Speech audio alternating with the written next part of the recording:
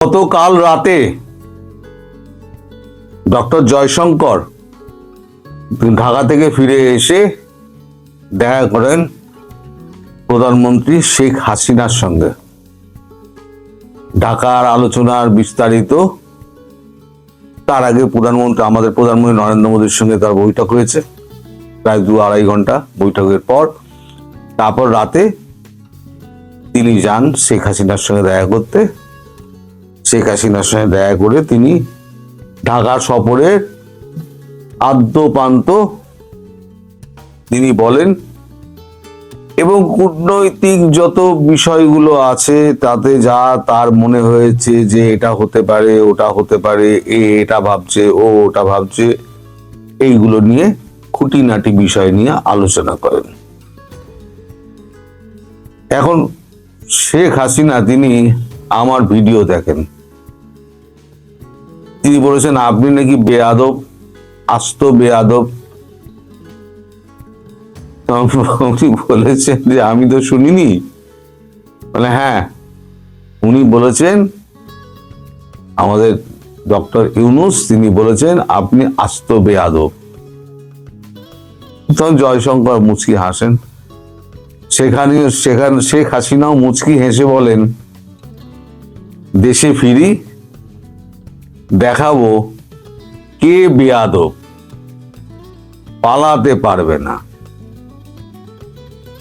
সে জয়শঙ্কর তারপর আর কোনো কথা বলেননি। জয়শঙ্কর সমস্ত কথাবার্তা সেরে বেরিয়ে এসছেন। তিনি স্বল্প কথার মানুষ, কাজের কথা ছাড়া তিনি একটা কথা বলেন না। তিনি বেরিয়ে এসছেন। তবে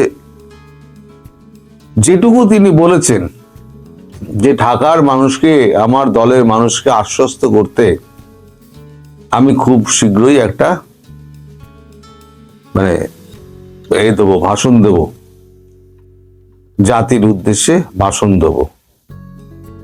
আমার দেশের জনতা, আমার যারা সমর্থক, যারা আওয়ামী লীগ কর্মী, আমি তাদেরকে আমি আশ্বাস করে দেব যে আমি যত শীঘ্র সম্ভব আমি ঢাকা ফিরছি, এবং সেটা যে কোনো দিন হতে পারে। যে কোনো দিন মানে যে কোনো দিন। এখন যে কোনো দিন বলতে উনি কি বলতে চাইছেন, মানে কতটুকু মানে মানে তিনি আস্থার সঙ্গে বলছেন সেটা উনিই বলতে পারবেন, আমি তো বলতে পারবো না। নিশ্চয়ই তার কাছে কোনো খবর আছে, সরকারি পর্যায়ে কোনো খবর আছে, যেটা আমরা কেউ জানতে পারছি না এবং আমরা জানতেও পারবো না। যেমন পাকিস্তান অ্যাটাকের সময় আমরা জানতে পারিনি, শেখ হাসিনা যাওয়ার সময়ও কিন্তু আমরা জানতে পারবো না। হঠাৎ দেখবেন উনি ঢাকা বিমানবন্দরে নেমে পড়েছেন। এখন তার প্রাথমিক কাজকর্মগুলো এখন চলছে, কূটনৈতিক কাজকর্মগুলো। এই যে আমাদের জয়শঙ্করজি ওখানে গেলেন, জয়শঙ্করজি তো এমনি এমনি যাননি, একটা শোক বার্তা আমাদের রাষ্ট্রদূত মারফত পাঠিয়ে দেওয়া যেত, অথবা আমাদের কোনো একটা বিদেশ দপ্তরের প্রতিমন্ত্রী তিনিও গিয়ে হাজির হয়ে তিনি শেষকৃত্যের তার উপস্থিত হতেন। দেখুন, এরা এই যে খালেদা জিয়া ম্যাডাম মারা গেলেন, তারেক রহমান যে মাতৃহারা হলেন, মা চলে যাওয়া মানে পৃথিবী চলে যাওয়া, তার বিষয়ে কোনো সমালোচনা চলে না। তিনি 3 বারের প্রধানমন্ত্রী ছিলেন। সব মানুষ খারাপ ভালো, সব মানুষই বেরোয়, তারও কিছু খারাপ ভালো আছে, কিন্তু সেটা এখন আলোচনা করার বিষয় নয়। তারেক রহমানের কাছে পৃথিবী শূন্য হয়ে গেছে। বাবা তো অনেকদিন আগেই হারিয়েছেন, এবার আকাশ জুড়ে তার ছিল মা, সেই মা তিনি হারালেন। সেখানে দাঁত বের করে এই সমস্ত লোকজন কিছু ওই যে হলে ছিল, আসিফ নজরুল ফজরুল, এরা হাসতে হাসতে এসে যেভাবে হ্যান্ডশেক করলেন, সেটা নিয়েও কিন্তু অসন্তোষ প্রকাশ করেছেন আমাদের ডক্টর জয়শঙ্কর। তিনি বলছেন একটা ভাবগম্ভীর পরিবেশে, একটা শোকার্ত পরিবেশে এরকম দাঁত বার করে যারা হাসতে হাসতে এসে যারা একটুখানি হাত মেলানোর জন্য ঘেঁষাঘেঁষি করেন, গা ঘেঁষাঘেঁষি করেন, তারা কতটুকু মানুষের পর্যায়ে পড়েন সে ব্যাপারে আমার যথেষ্ট সন্দেহ আছে। কিন্তু শেখ হাসিনাকে বলেছেন এটা, শেখ হাসিনাও একমত যে না, এটা যেটা হয়েছে অত্যন্ত খারাপ হয়েছে, ওনার মৃত্যু অত্যন্ত দুঃখজনক, এবং ওখানে যারা উপস্থিত ছিলেন তাদের যে আচরণ, সে আচরণও ঠিক বলে মনে হয়নি আমি যা খবর পেয়েছি। তারপর তা আপনি নিজে মুখে আমায় বলছেন। তো এই যে আপনাদের পররাষ্ট্র উপদেষ্টা তৌহিদ হোসেন, তিনি বলছেন এটা কোনো কূটনৈতিক বিষয় নয়। আরে মশাই, কূটনৈতিক বিষয় কোনটা নয়? কূটনৈতিক বিষয় তো এইটা যে একটা কূটনীতিক আর একটা অন্যজনের সঙ্গে মিলছে যখন, তখন কতটা তিনি আগ্রহের সঙ্গে মিলছেন, তাদের বডি ল্যাঙ্গুয়েজটা গোনা হয়। কে জোরে করমর্দন করলেন, কে শুধু হাত মেলালেন, কে বুকে জড়িয়ে ধরলেন, কার দিকে টেরা চোখে তাকালেন, কাকে দেখে মুচকি হাসলেন, কাকে ওভারলুক করলেন, সব কিন্তু কূটনীতিতে সব কিন্তু গোনা হয়। কত মিনিট আলোচনা করেছেন, কত মিনিট হ্যান্ডশেক করেছেন, কতবার গলায় জড়িয়েছেন, কতবার নিজের সঙ্গে সেলফি তুলেছেন। যেমন আমাদের ইতালির প্রধানমন্ত্রী, তিনি জর্জিয়া মেলোনি, তিনি প্রধানমন্ত্রী মোদির সঙ্গে তিনি সেলফি তুলে একেবারে পুরো টিকটক মাতিয়ে দিয়েছেন। কয়েক মিলিয়ন মিলিয়ন ভিউজ হয়েছে তার। যাই হোক, তো ওই হ্যালো হ্যালো মেলোডি, যেখানে উনি বলছেন হ্যালো মেলোডি, মানে মেলোনির মেলো আর মোদির দি, মেলোডি। তো যাই হোক, এইগুলো মাপা হয়। তো এখানে কূটনীতির বাইরে কিচ্ছু হয় না, সব কূটনৈতিক বিষয়। আপনি যদি কূটনৈতিক ব্যাপারগুলো এড়িয়ে যেতে চান সেটা আলাদা ব্যাপার, কারণ সেটা আপনার ব্যর্থতা। আপনি পররাষ্ট্র উপদেষ্টা হয়ে আপনি এখনো কিছু করতে পারেননি, তার জন্য গতকালকে ইউনূস আপনাকে ব্যাপক ঝাড় দিয়েছে। সেটা আপনার জনগণ তারা জানে না, আপনি চেপে গেছেন, আপনার কাগজে চেপে গেছে। এখন আর ওই ডাস্টবিন শফিককে তো দেখা যায় না, তিনি কোথায় যে ডুব মেরেছেন তাকে এখন খুঁজে পাওয়া যাচ্ছে না। ব্যাপারটা কি হলো বুঝতে পারছি না। তো যাই হোক, এখন এই আমাদের তৌহিদ হোসেনকে ডক্টর ইউনূস বলেছেন যে আপনি একটা অপদার্থ, আপনার দ্বারা কিছু হবে না। এই খলিলুর রহমান সেই যে একটা বিমস্টেকে আমাদের একটা বৈঠকের ব্যবস্থা করেছিলেন, তারপর থেকে আপনার দ্বারা কোনো কাজই সম্পন্ন হয়নি। আপনি কেন ওই পদে আছেন, আমার তো এই নিয়ে নানান মনে প্রশ্ন জাগে বলে ব্যাপক ঝাড় দিয়েছেন তৌহিদ হোসেনকে। তৌহিদ হোসেন তারপরেতে একদম মাথা নিচু করে বেরিয়ে গেছেন। এগুলো তো আপনারা তো জানবেন না। তো সব থেকে ইন্টারেস্টিং হচ্ছে জামাত, এত ভারত বিরোধিতা, সবকিছুর মধ্যে কিন্তু ভারত বিরোধিতা খুঁজে বেড়ান। যা কিছু করছেন সব হচ্ছে ভারত বিরোধিতা। তো কালকে জামাতের আমির বলেছেন এখন ডিরেক্টলি ভারত বিরোধিতা কিছু করা যাবে না। যে কথা জামাত বলেছেন নেতা আমির, যে কথা বলেছেন শফিকুর রহমান, সেই একই কথা বলেছেন তারেক রহমান। কালকে তারেক রহমানের কাছে শোক জানাতে গিয়েছিলেন আপনাদের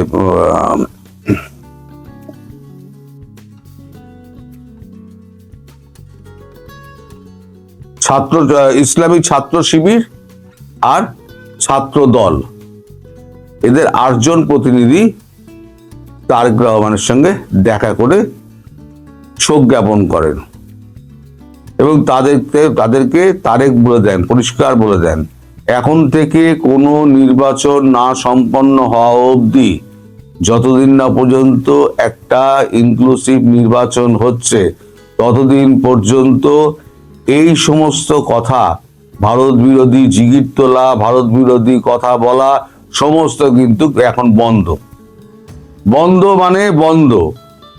এখন তারেক রহমান হয়ে গেছে ডিফ্যাক্টো প্রধানমন্ত্রী।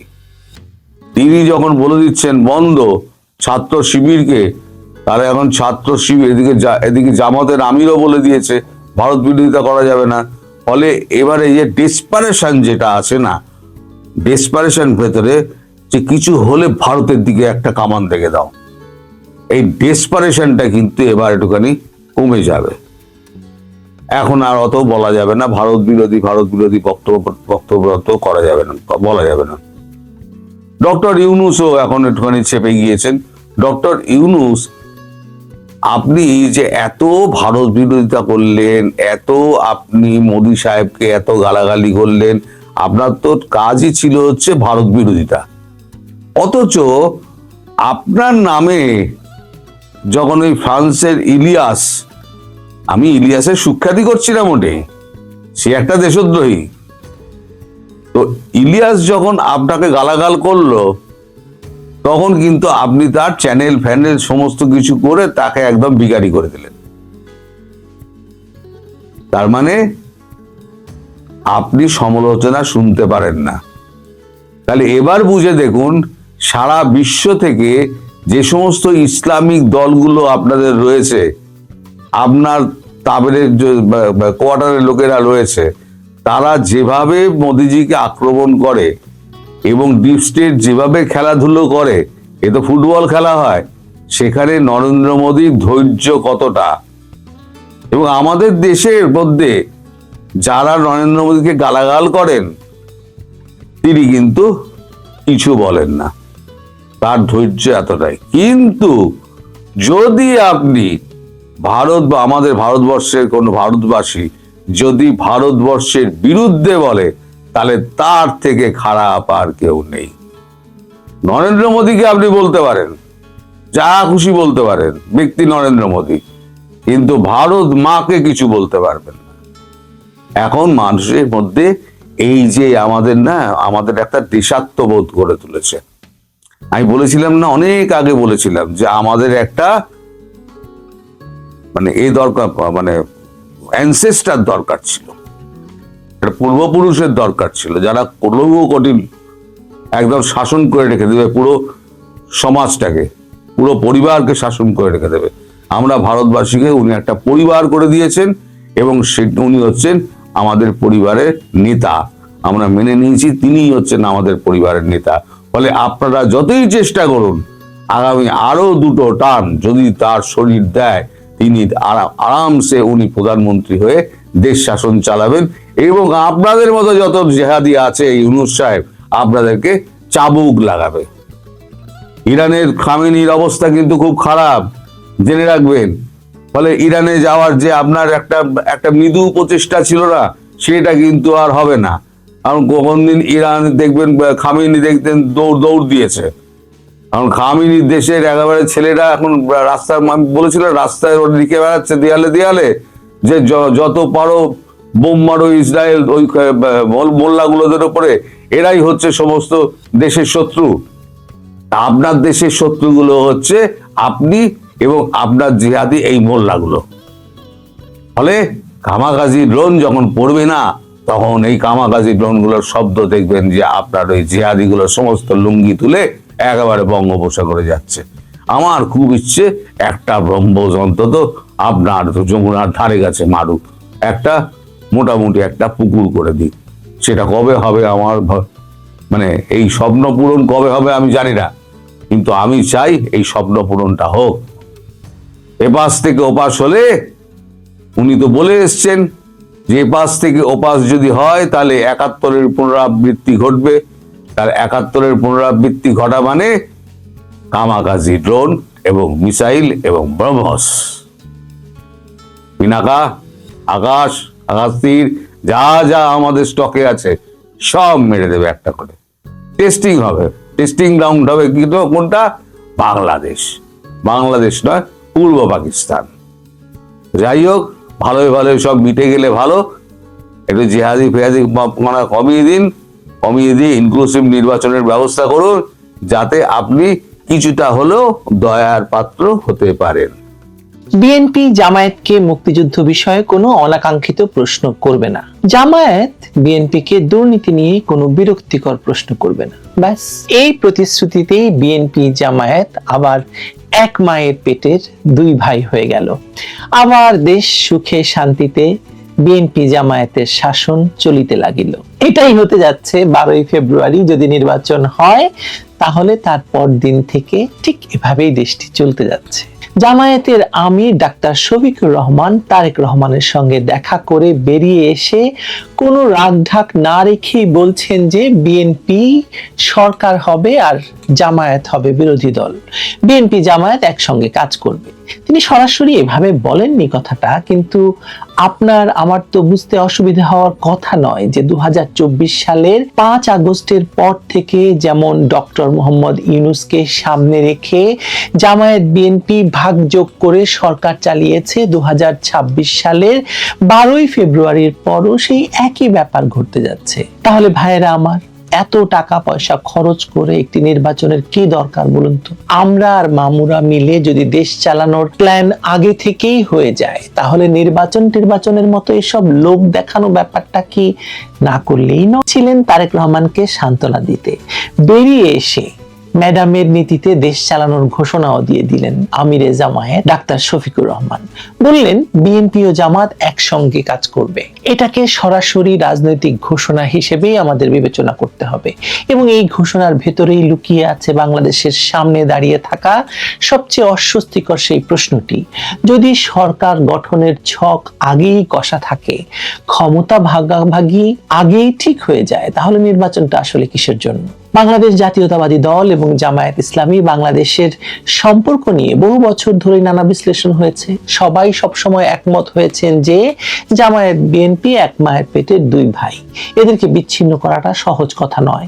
2024 সালের আগস্টে ক্ষমতা দখলের পর কে বেশি ভাগ নেবে তা নিয়ে একটু দ্বন্দ্ব তৈরি হয়েছিল, এবং সেই দ্বন্দ্বে কখনো জামায়াতকে যুদ্ধাপরাধী দল বলেছে বিএনপি, আর জামায়াত সবসময় বলেছে যে দুর্নীতি করেছে, হেন করেছে, তারেক রহমানের কি কি ভেঙে টেঙে দিতে চেয়েছে। এখন সবকিছু মিটমাট হয়ে গেছে, আবার ভাইয়ে ভাইয়ে মিল হয়ে অতঃপর তাহারা সুখে শান্তিতে বসবাস করিতে লাগিল। এই পর্যায়ে চলে গেছে খেলাটা। এবার প্রকাশ্য ভাষায় বলা হচ্ছে নির্বাচনের পর নয়, সরকার গঠনের আগেই দুই দল বসে সিদ্ধান্ত নেবে, অর্থাৎ ভোটের রায় নয়, আলোচনার টেবিলেই ঠিক হবে ভবিষ্যতে রাষ্ট্র পরিচালনার রূপরেখা কি হবে। এটাকে যদি গণতন্ত্র বলা হয়, তাহলে গণতন্ত্র শব্দটার মানে নতুন করে লেখা দরকার। জামায়াতের আমির ডাক্তার শফিকুর রহমান যেভাবে এই সমঝোতার কথা বলেছেন, সেখানে কোনো দ্বিধা নেই। তিনি বলেছেন অতীতের মতো ভবিষ্যতেও বিএনপির সঙ্গে একসঙ্গে কাজ করবেন। দেশের স্থিতিশীলতার জন্য 5 বছরের পরিকল্পনার কথাও তিনি তুলেছেন। এমনকি নির্বাচন শেষ হওয়ার আগেই বসে জাতির জন্য সিদ্ধান্ত নেওয়ার প্রত্যাশার কথাও বলেছেন তিনি। এগুলো সাধারণ সৌজন্যমূলক বক্তব্য নয়, এগুলো ক্ষমতার দাবির ভাষা। আর বিএনপির পক্ষ থেকেও এই আকাঙ্ক্ষার বিরোধিতা করা হয়নি, বরং সম্মতির সুরই শোনা গেছে। এই জায়গাতেই নির্বাচন প্রক্রিয়াটাই আসলে অর্থহীন হয়ে পড়ে না? যদি ধরে নেওয়াই হয় যে বিএনপি সরকার গঠন করবে আর জামায়াত বিরোধী দলে বসবে, তাহলে ভোটাররা আসলে কি সিদ্ধান্ত দিচ্ছে? সরকার কে চালাবে, বিরোধী দল কে হবে? এই মৌলিক দুটো প্রশ্নই যদি আগে ঠিক হয়ে যায়, তাহলে ব্যালট বাক্স কেবল আনুষ্ঠানিকতার যন্ত্র ছাড়া তো আর কিছু নয়, তাই না? এটাকে নির্বাচন বলবেন নাকি সিলেকশন বলবেন? সিলেকশন কিচ্ছু আসে যায় না, ক্ষমতা বড় কথা। সবচেয়ে বড় কথা হলো এই সমঝোতা কোনো ভবিষ্যৎ পরিকল্পনা নয়, বরং চলমান বাস্তবতারই স্বীকৃতি। কথিত অন্তর্বর্তী বা টেকনোক্র্যাট ব্যবস্থার আড়ালে এই মুহূর্তে যে দেশ চলছে, সেখানে সিদ্ধান্ত কে নিচ্ছে? কাগজে কলমে কয়েকজন উপদেষ্টা থাকলেও বাস্তবে নির্দেশ আসছে রাজনৈতিক কেন্দ্র থেকে, কোথাও জামায়াতের, কোথাও বিএনপির। ডক্টর মোহাম্মদ ইউনূসকে সামনে রেখে যে কাঠামো দাঁড় করানো হয়েছে, সেটি মূলত একটি পর্দা। আড়ালে চলছে দলীয় সমন্বয়ে রাষ্ট্র পরিচালনা, অর্থাৎ সরকার এখনো আনুষ্ঠানিকভাবে গঠিত না হলেও ক্ষমতার ব্যবহার এই দুটো পার্টি করছে। মাঝখানে চ্যাংড়া কতগুলো এনসিপি লাফালাফি করেছিল, তাদের লাফালাফি প্রায় বন্ধ হয়ে গেছে। কিছু টাকা কামিয়ে নিয়ে গিয়ে মানে আসিফ মাহমুদ, সজীব ভুঁইয়া আর মাহফুজ আলম পর্দার আড়ালে চলে গেছে। এই বাস্তবতায় যুদ্ধাপরাধ এবং আদর্শের প্রশ্ন নতুন করে সামনে আসছে। জামায়াতের সঙ্গে বিএনপির এই ঘনিষ্ঠতা কোনো দুর্ঘটনা নয়।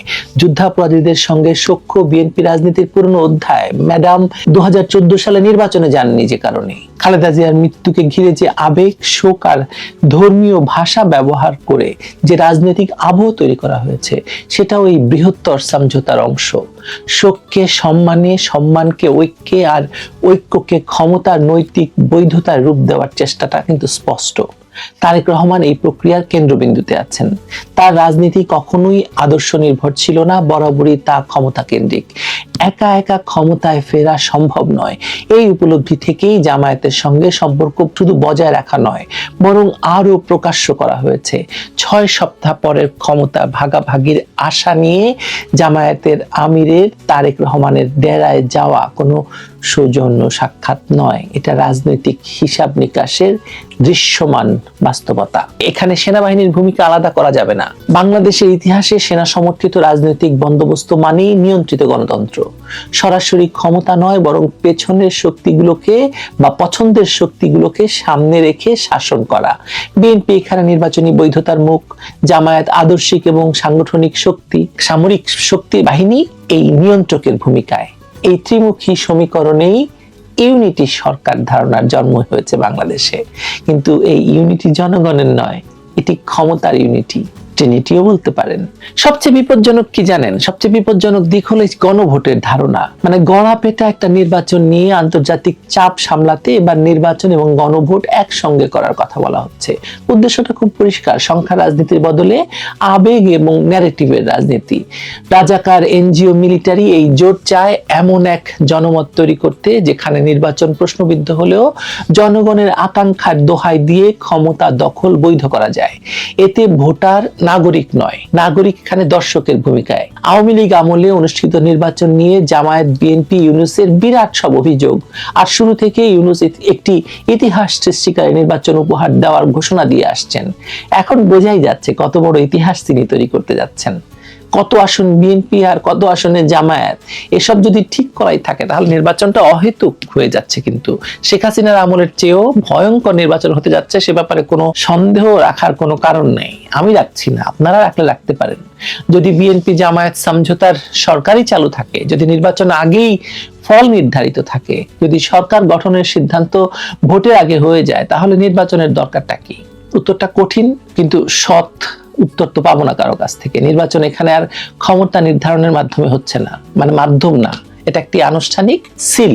আপনি সিল দিবেন। বাংলাদেশে ক্ষমতার ভাগাভাগি সবসময় নির্বাচনের আগেই হয়ে যায়। নির্বাচনটা বাংলাদেশে এখনো একটা শো অফের বিষয়।